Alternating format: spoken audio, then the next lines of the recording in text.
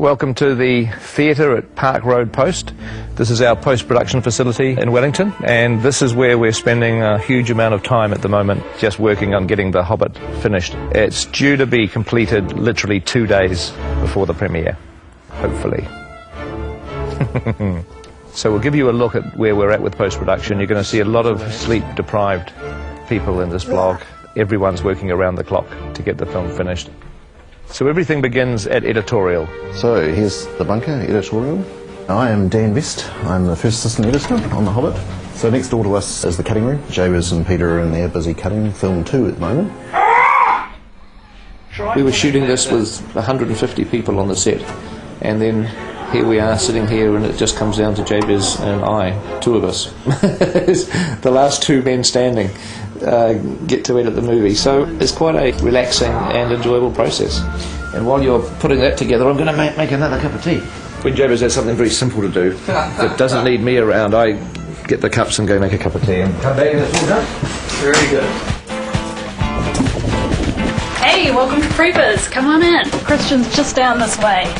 We're sort of the front-end creative team that Pete uses to design a lot of his shots. We are animating the camera and the characters around to form what's kind of like 3D storyboards, almost at a video game level. Typically you do your previs before your shoot. Obviously they finish principal photography and we're still prevising a few shots. We've just got a shot turned over from Peter. This is what we get from editorial sometimes. Basically we get a blank card that says something like CG wide shot, goblins slowly move torture machines towards the Great Goblins platform. And we've got to turn this stuff around pretty quickly. There's Christian over here at our previs. We just got a shot turned over that we need some torture machines. Cheers, thanks. Yeah, usually they're pretty quick. Here we go. We have from Weta Workshop some torture machine designs. We need to get these modelled pretty quick, guys. Maybe a minute or 2. Yeah, a minute. Jerry, what are you doing? I'm making a 3D extravaganza. Yeah. It wouldn't be a good shot if it didn't have sound effects, though. The model's coming through yet? Yep, here it is. Jerry, can we get textures on that? Oh yeah, sure, no problem. Already on it. Already on it? Almost done. So the thing is, you know, I've got to turn the stuff around pretty quickly because, you know, the film delivers in like 8 weeks. What do you do there? I just stare at code all day. So Iggy, you got your torture machines, how's the shot going? Yeah, sorry it took so long, but I think this is going to work. Yeah? Okay, cool. No, it's pretty good. We should send it to Pete and see what he says. Cool. It'll be a really cool moment. Okay. That's good, Dave, yeah. We just got PJ notes. We're off to talk to a few of the supervisors about what we have to do now on a few extra shots. This is the original building that we had on Lord of the Rings. For Hobbit, now we've expanded to 8 different buildings. It used to be an insane asylum, right? Yes, this used to be an insane asylum, and still, days like this, it feels like it even so. We're at the 6.5 week mark. Not much time left to finish this one. We're at Wexford Road now. This is the original production office for Lord of the Rings, but now it's the home of all the animators for Hobbit. So the troll sequence, definitely one of the biggest animation challenges. They're speaking, which is something new for trolls. Are there any more of you little fellas hiding where you shouldn't? In Rings, they're always only ever kind of grunting. Peter shot it live action on the mocap stage. Are any more of you little fellas hiding where you shouldn't? Pete liked the action, but wanted to go a little bit bigger on what the stunt guys were doing. So maybe we do a custom mocap shoot for just those bits. That felt good. I'm happy with that. Okay, should we move on? We've advanced the art of motion capture quite substantially on The Hobbit, including the detail of motion capturing individual hairs of dwarfs' beards.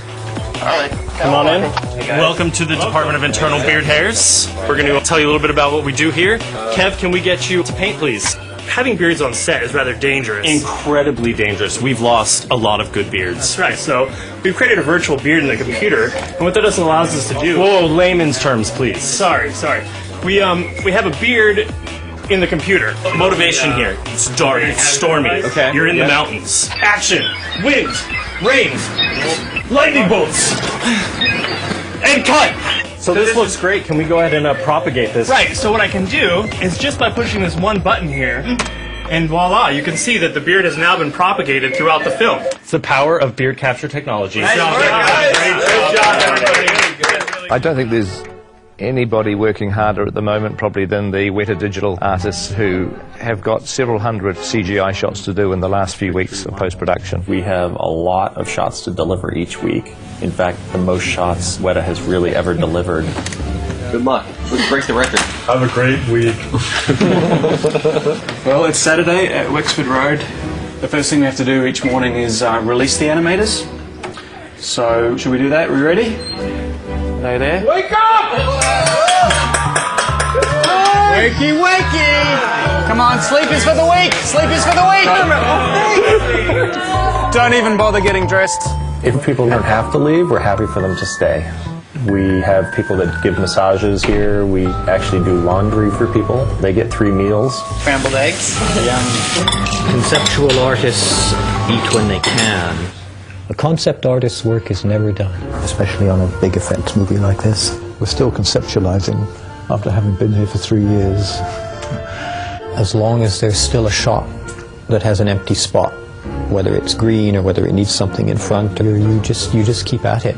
And we're painfully conscious that behind us are considerable teams of people waiting for artwork to do the 3D and the texturing and the lighting and the animation. The big house where we're going now is where we put in the Goblin team. That's the Goblin Mobile right there, Chris White's vehicle. It's exactly the same car my grandmother has. It was apparently a reform school. Supposedly people tell me that they see ghosts in here and that there's claw marks down in the basement. So come in if you dare.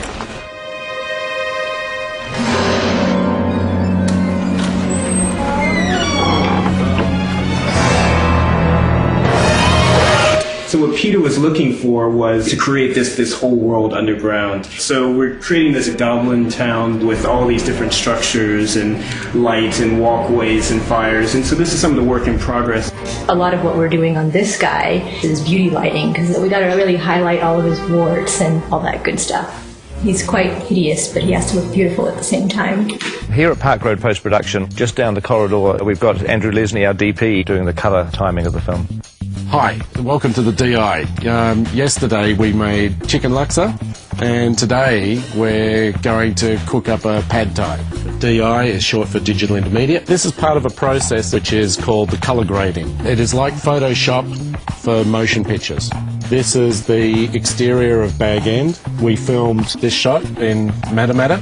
We didn't have the most ideal weather on the day, but the landscape is still very beautiful, so we actually are just working the original material on this one. Essentially what we do is we start with the raw plate, and then we're building up basically a layered grade, and the result is what you see there. We also have these dueling lasers, so we can do this. This bit of grass right there, yeah. Distinct from this bit over here. We've got these lights up for the blog, but traditionally we work in a much darker environment, and we actually work in an environment that's, in fact, even darker than this, but mimics a cinema.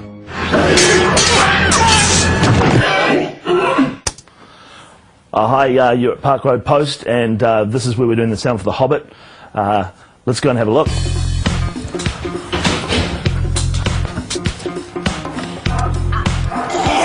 We start the day with a dance. That's the first thing we do in sound. And we hand it on. Chris, take the floor. We did fader dance. Fader dance, yeah. You can see Dave's cut 16 layers of sounds for this goblin.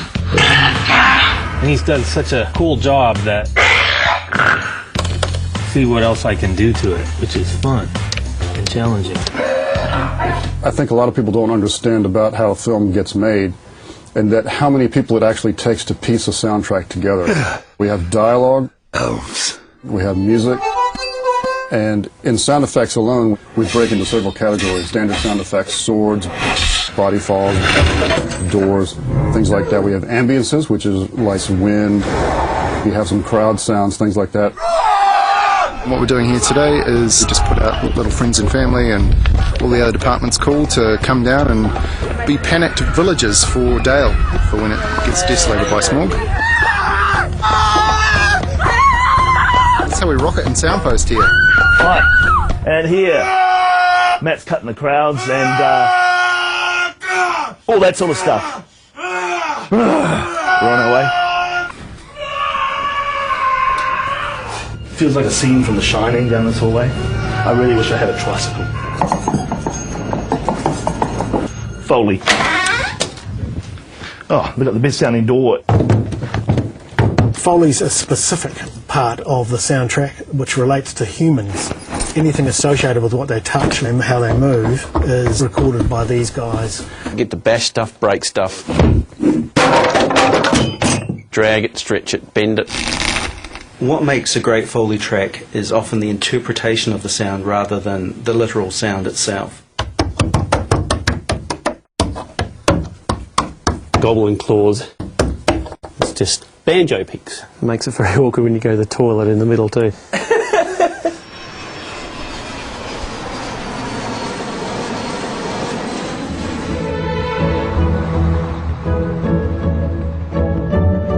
Welcome to Abbey Road, Studio One. This is the place where we make all these fabulous soundtracks, including The Hobbit, and that's what we're doing today.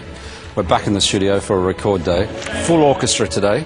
There'll be 93 people in the various sections.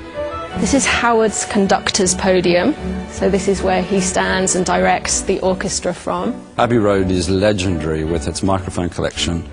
So here's one that John Lennon sang into when he was a recording artist at the studio. I've never had a shot with one here. So look, can you get that?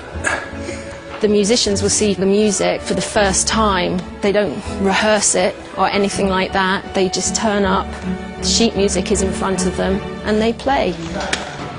This is rather important to make sure these get onto the podium. Here's the control room. It's a real adrenaline rush to be looking out at the orchestra, that we're kind of in control of this fabulous sound.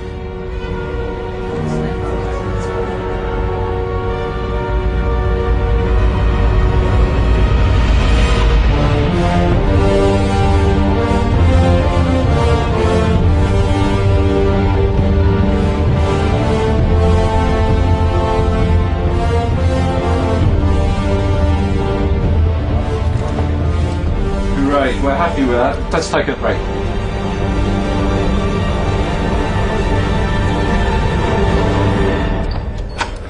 Theatre 2. This is the final mix room.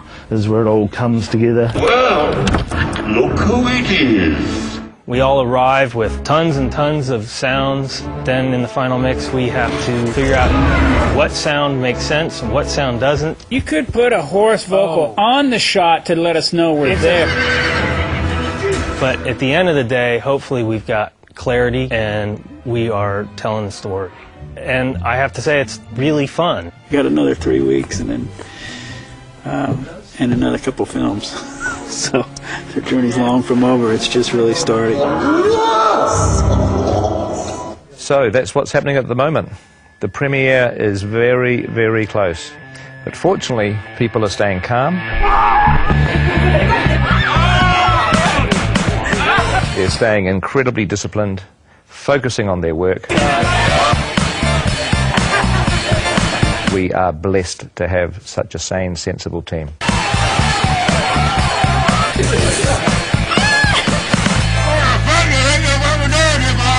So there we have it. Gives you a taste of where we are at the moment, but we will catch up with you very, very soon and invite you to come along and have a look at our experience at the premieres.